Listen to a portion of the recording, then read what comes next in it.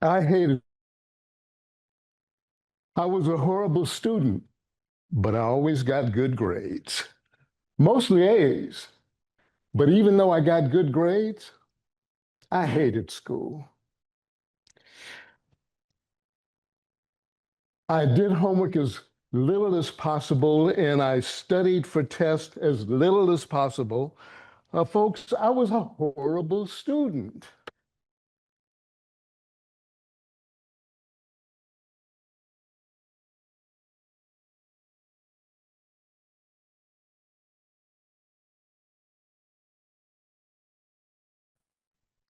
History tells us that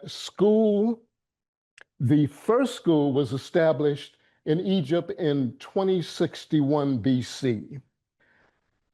I think my third grade teacher taught at that school. That's a joke. That's a joke.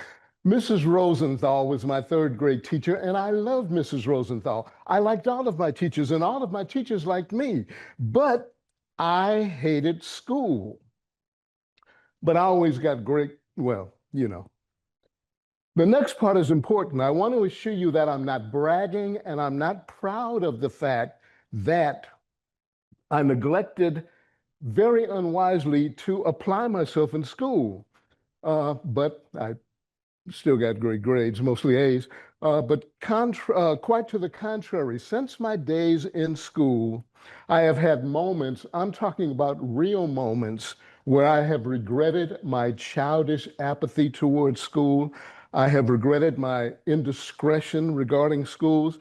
Now, the length of those moments of regrets, those moments varied. And those moments usually ended when something happened that reminded me that I hated school. Now, my disdain for school and my frustration reached its zenith, it reached its apex when I was 11 years old. An 11-year-old can only take so much, right? So I was in the sixth grade, and this is when it happened.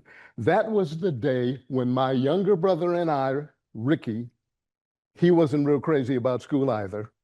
Ricky and I decided we're going to play hooky. Now, I don't know which one of us suggested that we play hooky, but I do know that we got the idea from an episode of Leave It to Beaver.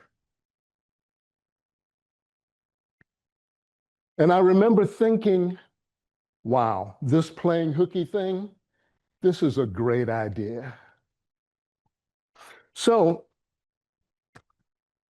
this is what I remember about what happened. The school day began at 8 a.m. And it ended at 2:30. Now, from 8 a.m. to 2:30, that is forever. So, regardless, we walked to school that day as we did every day. And when we got to school, we realized that we had made our first mistake. Because if you're going to play hooky, you can't let anybody at school see you, right? So, fortunately, there was a booth off to the side, this wooden booth. Are you signaling me? Okay.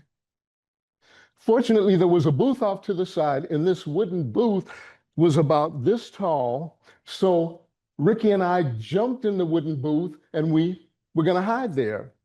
Now, this means that our day of freedom, our day of hooky, was already off to a great start.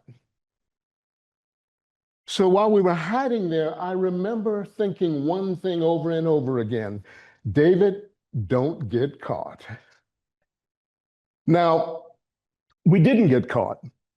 So the next day, Ricky and I forged notes to give to the teacher explaining why we weren't at school. We hadn't thought that part out either.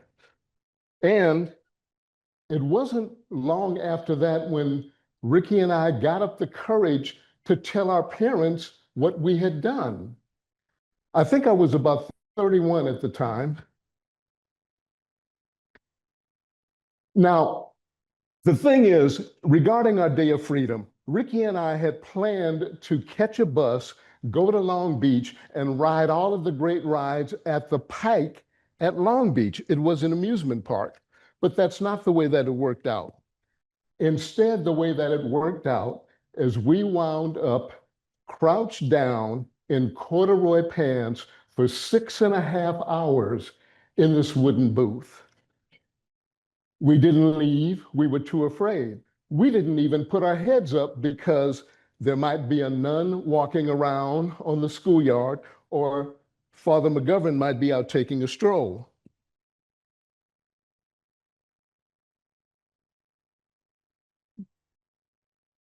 I hated school. Clearly, that day did not work out the way that we anticipated it. So, Toastmasters, one day when I was in the sixth grade, I embarked upon a day of freedom, a day of hooky. That day began at 8 a.m., and that day seemed to last forever. Ricky and I spent the day crouched down in a wooden booth, and the only thing that I remember thinking about was, is it 2:30 yet?